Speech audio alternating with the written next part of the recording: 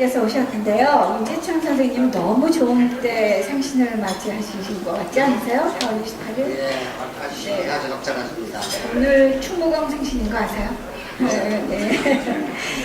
네, 저희가 정말 경사가 겹쳤습니다. 윤 교수님하고 사모님께서 입장을 해주시겠는데요. 입장할 때 웨딩 마치는 물론 아니고요.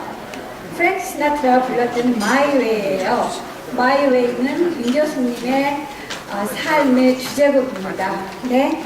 예, 오늘 아주 경사가 겹쳤습니다. 좋은 잔치집에 오셨으니까 충분히 즐기시고 많이 축하해 주시기 바랍니다. 보셔야죠. 네, 윤 교수님, 사모님 입장해 주십시오.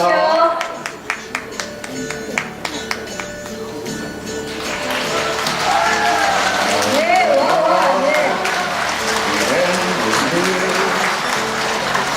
So I face the final curtain.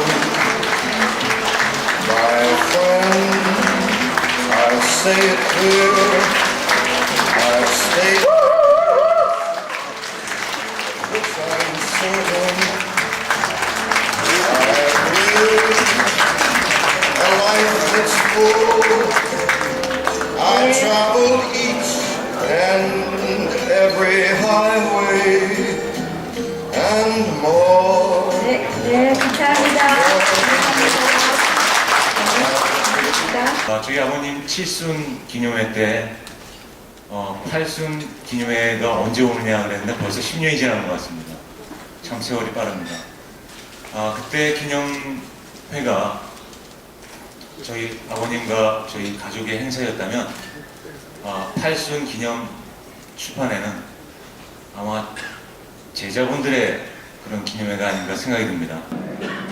몇십 년 동안 저희 아버님을 뿌리처럼 굳건하게 받쳐주신 제자분께 감사드립니다. 오늘 이 자리는 우리 윤재천 교수님, 윤재천 교수님의 팔순을 또 축하하면서 은정 선생님의 50년 이상에 걸친 반세기의 수필의 길을 한번 회고하고 또 한번 또 조망해보는 그런 어떤 하나의 뜻깊은 자리라고 생각합니다. 오늘 돌아오면서 이 자리에 보니까 정말 이 자리는 선생님과 함께 한국 수필의 길을 걸어오신 분, 또 한국 수필의 발전과 진흥을 위해서 또 노력해 오신 분, 또 수필 전문 잡지를 발간하면서 함께 또 동고동락을 해오신 분, 또 수필 평론에 또 전념을 해오신 분, 또 수필 이론을 또 개발하고 계신 분, 또 그러면서도 한국 문단에 대해서 함께 걱정하시는 한국 문단과 수필계에 아주 각계에 아주 많은 제가 평소에 존경하는 분들이 계십니다. 아마 그분 한 분 한 분들이 이 자리에 올라와서 어느 누구라도 은정 선생님의 수필의 세계에 대해서 이야기를 하실 수 있다고 생각합니다. 그러나 아마 우리 선생님께서 어느 분에게는 또 부탁을 하고 또 어느 분에게는 부탁하지 않고 이렇게 참 너무나 아주 곤란해서 그러면 저 부산 멀리 있는 사람이 와서 하면은 문제가 없지 않겠느냐 이렇게 생각을 듭니다. 선생님의 어떤 하나의 수필 세계를 한마디로 말하면 한국 수필의 현대화는 바로 윤재천은 한국 수필의 현대화, 이렇게 아주 요약을 할 수 있을 것 같습니다. 그러면 좀 더 구체적으로 말해봐라 이렇게 이야기하면 아마 밤을 새워도 제가 여러분에게 이야기를 다 못할 것 같습니다. 그러나 짧게 이야기를 하면 정말 우리 윤재천 선생님은 한국 수필을 이론화하고 또 철학화하고 또 그리고 체계화했는 그런 분이라고 생각을 합니다. 그 어떤 하나의 구체적인 하나의 작업으로서 정말 한 20년에 걸쳐서 한국 수필이라는 수필 또 개간지를 쭉 출판해 오셨고, 또 18대 작년에 걸쳐서 18대에 걸쳐서 수필학을 또 발간하고 또 계셨고, 또 그러면서도 또 서초 수필문학회와 분당 수필문학회라는 정말 우리나라에서는 대표적인 어떤 수필 또 제자들을 또 이끌고 계시고, 또 30권에 달하는 어떤 수필 평론집도 또 발간하시고, 또 한국 최초로 베르진에는 수필 또 수화전도 개최하시고, 구름 카페 문학상도 제정하시고, 또 수필의 날도 제정하시고, 또 우리나라 두 번째로 전 7권에 거치는 윤재천 수필문학 전집도 또 발간을 하시는 아주 그런 다방면에 걸쳐서 아주 깊고 넓고 폭넓은 그 한국 수필의 업적을 이루었습니다. 그래서 제가 곁에서 볼 때는 항상 우리 교수님에 대해 업적이 됐을 때는 한국 최초 또는 초유 또는 최다 또는 유일이라는 그런 항상 수식어와 형용사가 붙어오는 수필의 길을 따라왔습니다. 이것은 어느 이제 윤재천 선생님을 좋아하고 따르는 어떤 소수의 어떤 의견이 아니고 저는 항상 한국 수필을 또 한국 수필을 대변하는 문단이 윤재천 교수님에게 드리는 하나의 찬사라고 생각을 합니다. 그래서 우리 이제 윤 교수님을 보고서 보통 사람은 한국 수필의 전도사다 또는 한국 어떤 수필 문학의 지사다 또는 한국 수필의 개척자다 또는 수필 문학의 또는 내비게이션이다 이렇게 많은 말씀을 하십니다. 왜 그런 어떤 하나의 말씀을 받게 되었을까? 항상 윤 교수님이 이제 이야기하는 것은 수필을 두고서 하는 말은 나에게 수필은 숙명적인 과제이다. 또는 수필은 나에게는 씻을 수 없는 하나의 업이라고 말씀을 하십니다. 그 과제, 그 업을 단순히 어떤 이론만 하는 것이 아니고 그것을 실제로 이론화하고 또 그리고 실천을 하는 것입니다. 흔히 우리들은 그 실천이 없는 양심은 양심이 아닙니다. 이렇게 말한다면은 실천이 없는 신념은 신념이 아니다. 라는 그러한 어떤 하나의 모습을 윤 교수님에게서 저는 볼 수 있다고 생각하고 아마 여러분들도 그 점에서 어떤 동일한 의견을 갖고 있다고 생각합니다. 윤재천 선생님의 삶을 하나의 사전으로 표현하면 무엇일까? 아마 처음부터 끝까지 수필이라는 단어가 들어가지 않은 페이지는 없다고 생각합니다. 또 그러면서도 그 사전에는 절대로 멈춤 또는 우선 멈춤이라는 단어는 없는 그런 어떤 하나의 삶을 살아오셨죠. 제가 너무나 궁금해서 이런 어떤 윤재천 선생님의 아주 진료한 어떤 삶을 현대수필 제자들에게 물으니까 제자들이 이야기하기를 윤 교수님은 그 분야에 있어서는 완고집이다 이렇게 이야기를 많이 하십니다. 그래서 저는 그것이 완고집이 아니라 오히려 수필의 길로 가는 오디세이의 하나의 정신이라고 저는 항상 생각을 하고 있습니다. 요즘 윤재천 선생님은 새로운 어떤 하나의 또 담론을 만들어내셨죠. 그것이 이제 아방가르드라는 글쓰기입니다. 조금 어려운 이야기입니다만 그러나 윤 교수님의 아방가르드는 어떤 20세기 초반기의 어떤 아방가르드가 아니고 저는 항상 그 21세기의 새로운 아방가르드라고 생각합니다.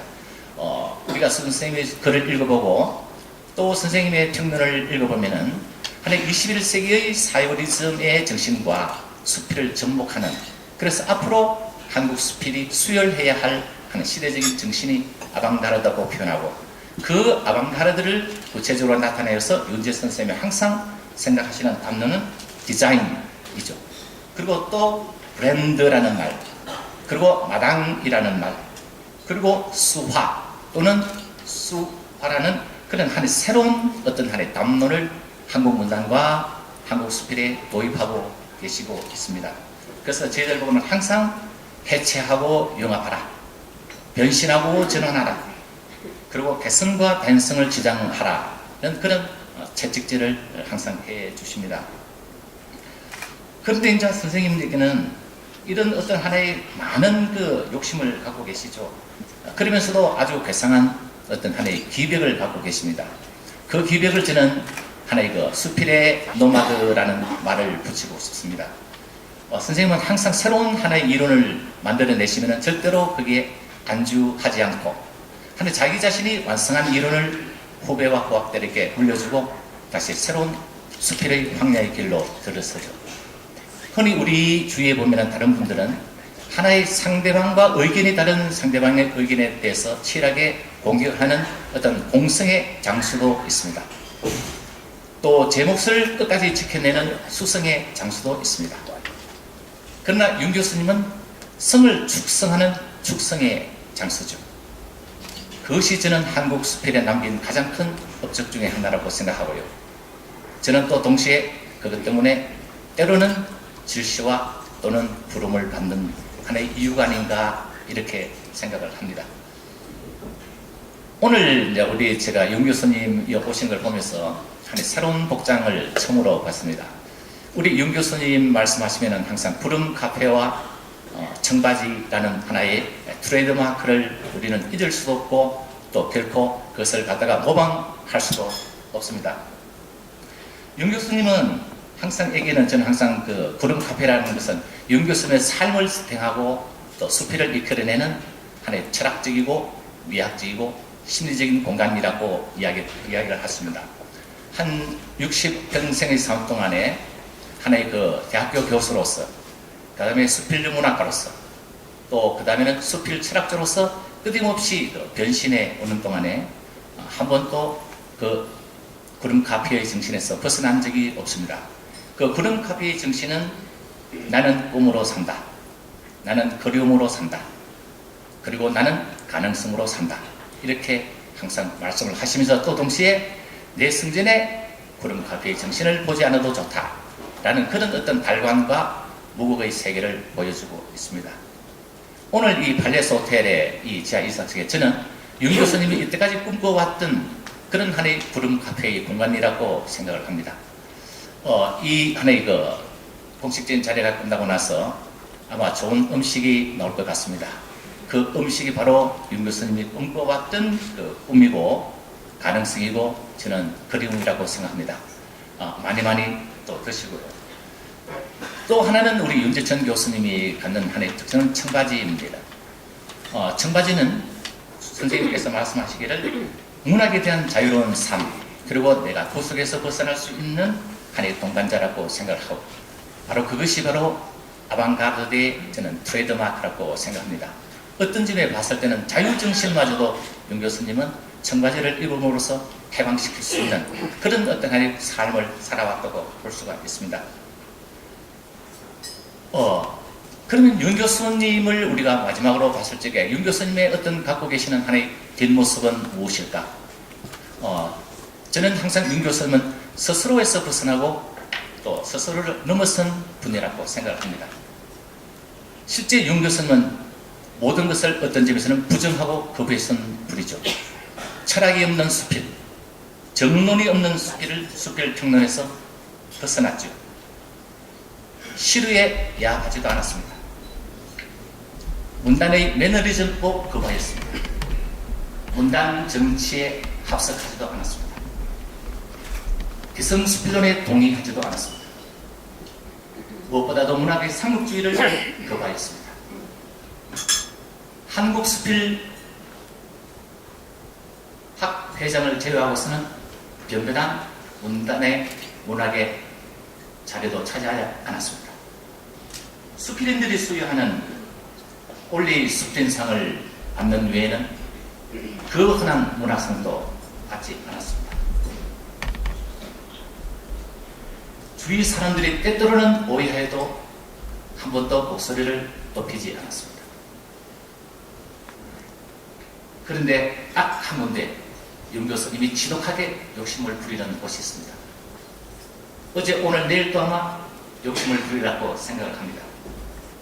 그것은 한국 수필을 아끼고 또 수필 이론을 정립하려고 하는 부학과 제자들을 지켜주고 키워주고 그리고 아껴주시는 그 욕심입니다.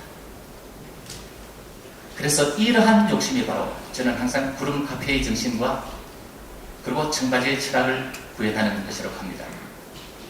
그래서 이제 우리 한국에는 은정수필 도반이라는 보이지 않는 말이 생겨나고 있습니다. 이것은 구름 카페와 청바지의 정신을 이어가겠다는 정신이죠. 문단의 파벌이 아닙니다. 오직 문학과 학문의 정도를 갖겠다는 하나의 기사도적인 정신이라고 합니다. 이것 때문에 아마 대한민국에서 수필을 쓰는 사람으로서 윤재천 쌤을 모르지 않는 사람이 없는 하나의 이유가 아닌가라는 그런 생각을 하고 있습니다. 저 상자 안에 112명이 들어있습니다. 감사합니다.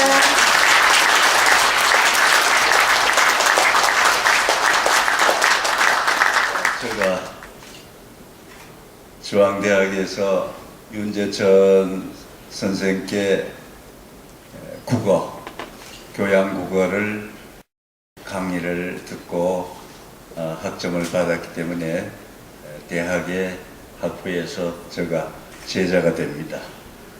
오늘 은사님의 발손 축하드리면서 제자가 이 자리에서 제자로서 선생님에 대한 말씀을 여러분들에게 드려야 되는 자리이기 때문에 그냥 제가 마침 여기 쓴 짧은 글이 있는데 이걸 낭독해 드리는 게 오히려 더 낫지 않을까 싶어서 이걸 낭독을 해 드리겠습니다. 예, 늘 푸른 선생님. 윤재천 선생은 늘 푸른 선생님이다. 늘 푸른 소나무나 늘 푸른 사철나무처럼 늘 푸르게 사시는 멋쟁이 선생님이다. 언제 어디서나 그 누구에게나 항상 젊게 보이고 젊은 화법으로 맞아들였다.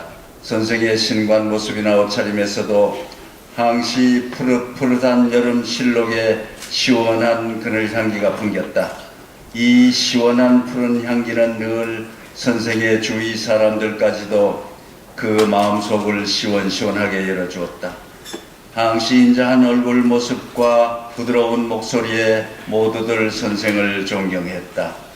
제자들도 이분을 존경하지 않은 이가 없었다. 대학 제자들뿐만 아니라 문님의 제자들 또한 하나같이 선생을 존경하고 조의 따랐다.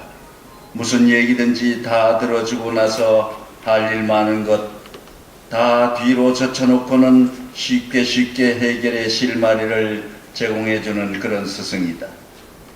1960년 중앙대 물리대 연극영화과에 입학한 나는 선생의 대학국어, 교양필수, 대학국어를 수강 신청했다.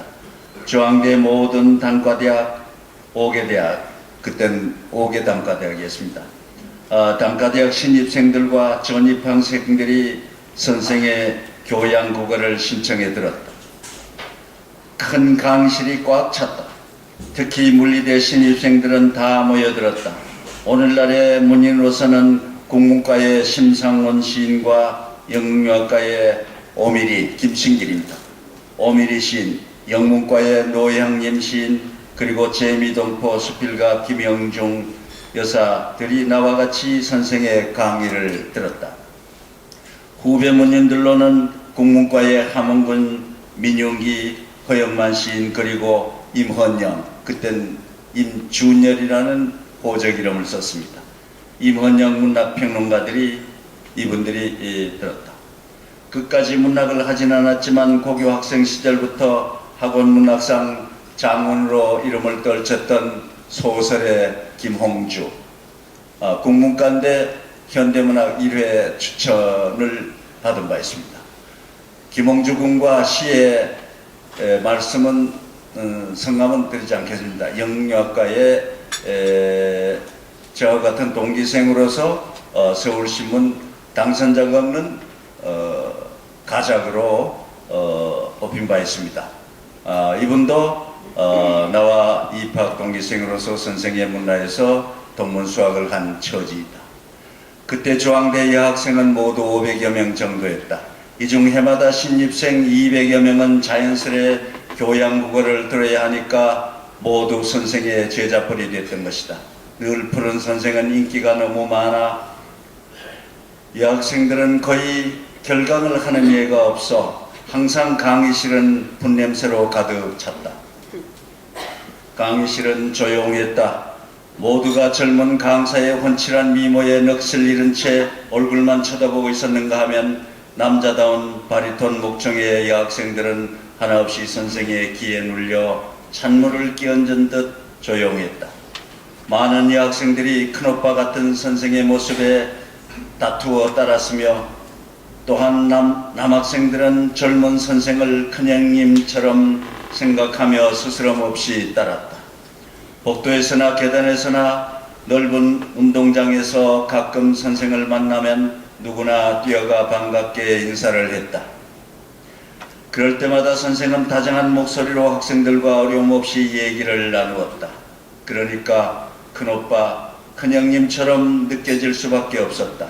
더구나 갓 대학원을 마친 물리대 국문과 출신 5, 6년 선배니까 학생들은 어려움 없이 선배를 의지하며 따랐다. 그 중에는 몇몇 여학생이 선생을 개인적으로 너무너무 좋아하고 있다는 것도 알게 됐다. 하지만 아무도 구체적인 편지 같은 증거물이나 면회 현장을 목격한 적은 없다. 여기서 누구라고는 밝힐 수가 없지만 우선 나와 같은 연령과의 제일 예쁜 여학생 한 사람이 윤재천 선생님이 너무너무 좋다는 것이었다. 뿐만 아니라 영문과 여학생 한 사람은 국어 강의 시간에 러브에 대해서 말씀해 달라는 파격적 질문까지 던지기도 했다. 그분이 이 자리에 와 있습니다.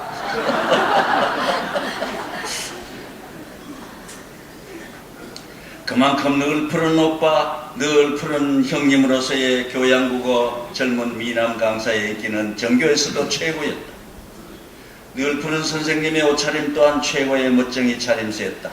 그때도 청바지 비슷한 차림에 위쪽 오리는 뚜껑 없는 좌우 양 주머니로 된 멋쟁이 홈스방 양복에 노타이 차림에 티셔츠를 즐겨 입었던 것으로 기억된다. 요즘도 선생은 청바지 차림이 잘 어울린다. 젊을 때나 환갑, 진갑, 고희를 지난 팔순 노신사에 이르러서도 어쩌면 그렇게도 청바지에 간단한 위통 차림새가 빼어나게 잘 어울리는지 모르겠다. 한 번은 선생 댁에 들른 일이 있다. 선생께서 중대모님의 회장 시절인 것 같다. 온 집안은 도서관 아니면 작은 박물관이랄 정도로 온갖 귀한 책들은 물론 민소품들까지도 수집에 진열해 놓은 모습 정말 보기에 좋았다. 사방벽과 천장에 이르기까지도 실험을 설치하고 그 위에 책이나 귀한 골동품을 가지런히 얹어 소장하고 있었다. 지금도 선생의 서재에 들르면 온 방안이 개인 도서실로 꾸며져 있다. 잡지 창간호가 수백 권에 달할 것으로 짐작된다.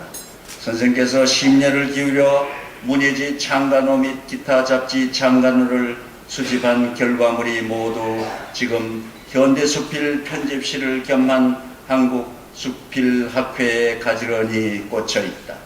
20여 년간 이 나라 물림을 위해 현대수필을 꾸준히 발행하며 많은 후진과 제자들을 양성했고 학문적으로도 빗나가기 그지없던 수필문학계에 일찍이 수필학회를 창립해 수필문학 연구에 앞장서 오기도 했다. 많은 연구소와 수필집은 물론 학회 기관지를 주도해가며 직접 창작하거나 후배들을 지도한 결과 오늘날 수필문학계에서는 누구라도 부인하지 못할 공로자가 됐다. 수필 창작과 수필 문예지 운동과 수필학 개척 운동 그리고 무엇보다도 수필의 날을 맨 처음 앞장서서 제정하는 데 큰 공로를 세운 분이 바로 자랑스러운 나의 스승 윤재천 선생이다. 이상입니다. 감사합니다.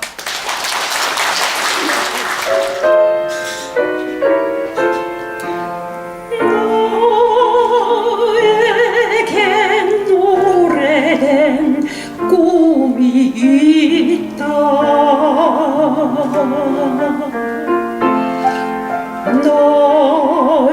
넓은 창과 촛불 길게 드리운 커튼 고개에 그림이 향수를 부르고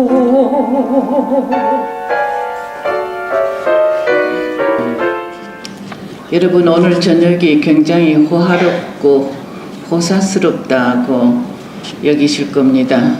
사실 문의는 좀 고적한 좀 그늘진 쪽에 좌석이 있는 통녀입니다. 그런데 윤재천 선생도 마찬가지입니다.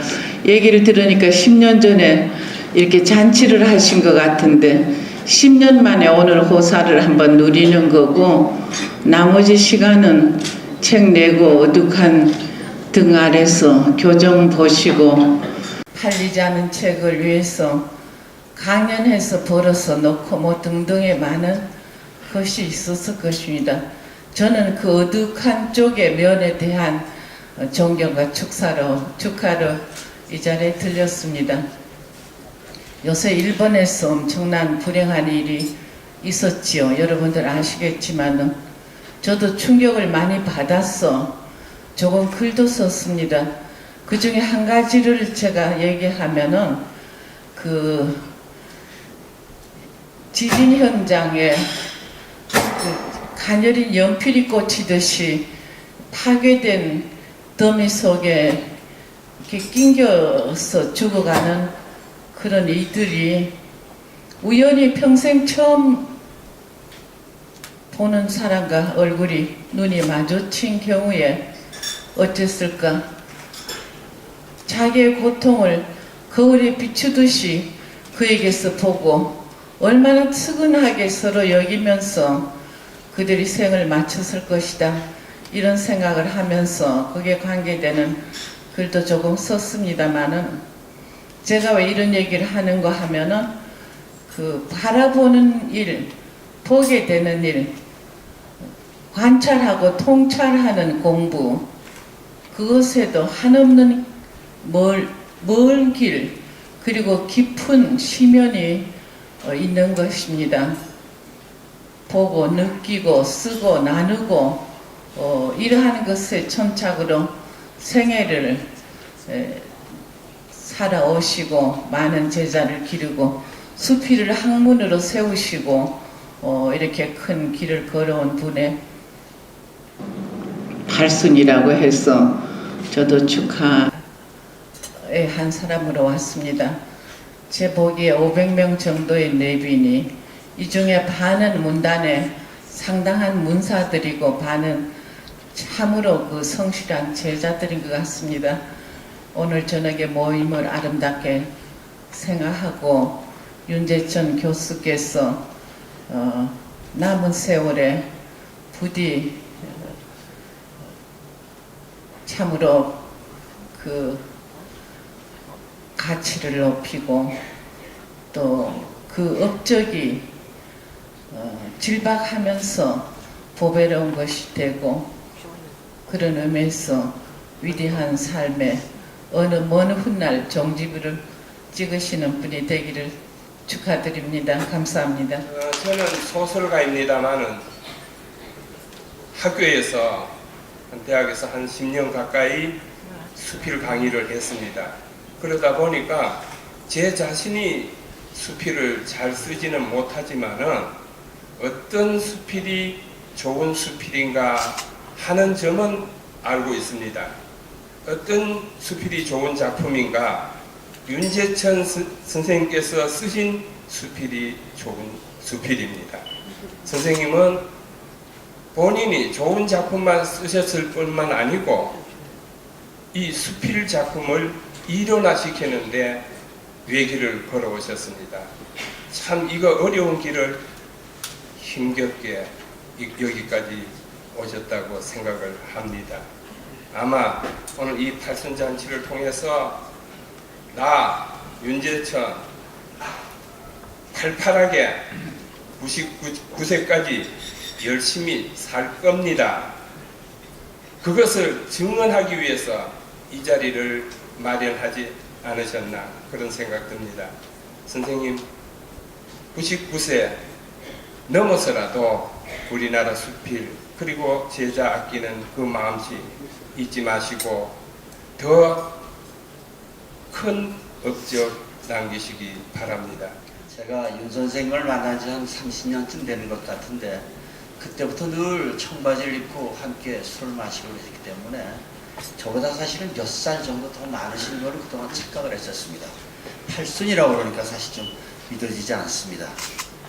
사람에게는 한 생에 주어진 데 자기 역할이 있습니다. 어느 사람은 나라를 청소하는 일을 맡게 되고 어느 사람은 사회를 정화하는 일을 맡게 됩니다. 윤재천 선생님은 수필을 쓰면서 좋은 수필을 쓰면서 제자를 가리키고 그런 것이 그 평생에 주어진 역할이었을 것으로 생각하십니다.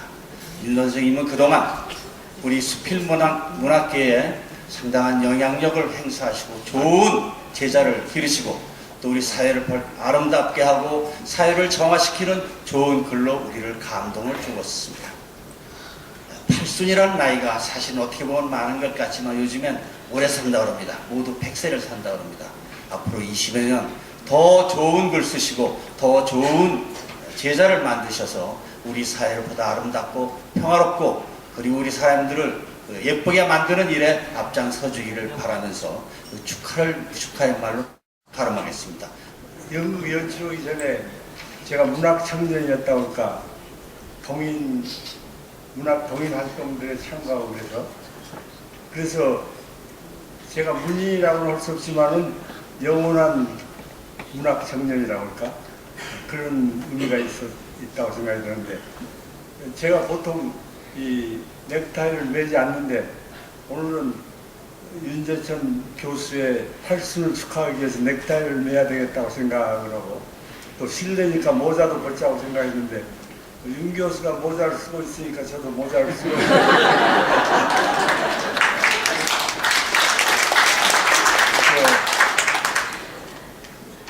사실 모자 쓰고 넥타이 맨 거라서 어울리지 않을 것 같은데 그래도 하여튼 경건한 마음으로 축하한다는 이런 의미에서 그러고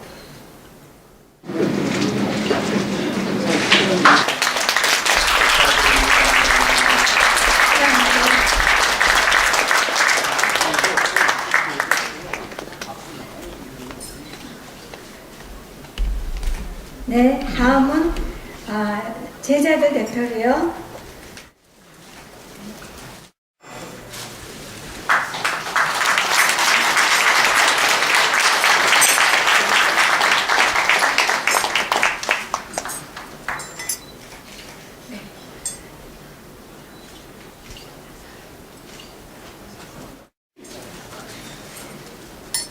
네, 사진 촬영 순서 나중에 드리겠습니다.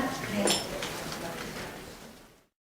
송덕태 윤재천 선생님, 한국수필문학의 고공이심에 우리 모두에게 긍지와 자부를 갖게 하신 선생님의 팔순을 진심으로 평화드립니다.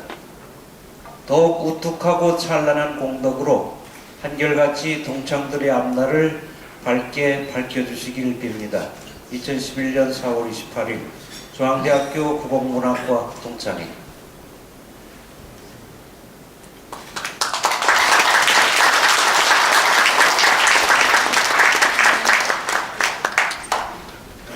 네, 자랑스러운 선배님께 드리는 중앙대학교 동창회 여러분의 마음이 담긴 이 선물과 성덕회였습니다. 감사합니다. 제가 14살 때 그때 꿈이 하나 있었습니다. 그 꿈은 시골에 조그만 과수원 하나 갖는 거였습니다. 그래서 제 글 가운데도 14살 소년의 꿈이라는 글을 쓰게 된 하나의 계기를 만들었습니다. 그때 꿈은 그 과수원이 저의 이상향이었습니다. 제가 생각하는 이상향은 꽃이 있고 잔디가 있고 과목이 있는 그런 조그마한 과수원 생각했습니다. 그런데 오늘 이 앞에는 제가 옛날에 꿈이었던 그 이상향이 펼쳐진 것 같습니다. 꽃이 있고 또 스피레 길 50년을 갖다가 만들어준 제자들이 저의 푸른 잔디가 아닌가 행복합니다. 그리고 나이에 구애받지 않고 80이라는 것이 느껴지질 않습니다. 그리고 특히 이영자 교수님께서 제 작품 구름 카페를 우리나라에서 처음으로 작곡을 해서 오늘 여러분들과 함께 들었습니다. 정말 감사합니다. 그리고 우리 김남조 선생님, 그리고 우리 옆에 이사장님, 그리고 펜 이사장님, 또 친구 김정옥 선생님, 그리고 제자되는 진세훈 씨, 감사합니다. 또 하나 여러분들한테 정말 자랑하고 싶은 것은 여러분들이 지금 갖고 계신 윤재천 스피릿의 길 50년이라는 책은 양쪽 제자들이 추념해서 책을 만들어줬습니다. 제가 알기로는 우리 한국 현대 문학사 100년 동안에 이런 책이 처음 나온 것이 아닌가. 정말 저는 같이 공부하고 또 제자분 되는 분들한테 다시 한번 감사한 마음을 제가 올리고 싶습니다. 앞으로 더 열심히 노력하면서 좋은 일을 하기 위해서 여러분들과 함께 노력하도록 하겠습니다. 이렇게 많이 왕림해 주시고, 그리고 시간이 너무 많이 지났는데도 조금씩도 어떠한 그 여양 없이 이렇게 끝까지 잘 도와주셔서 대단히 감사합니다. 여러분 다시 한번 감사한 말씀 드리겠습니다. 감사합니다.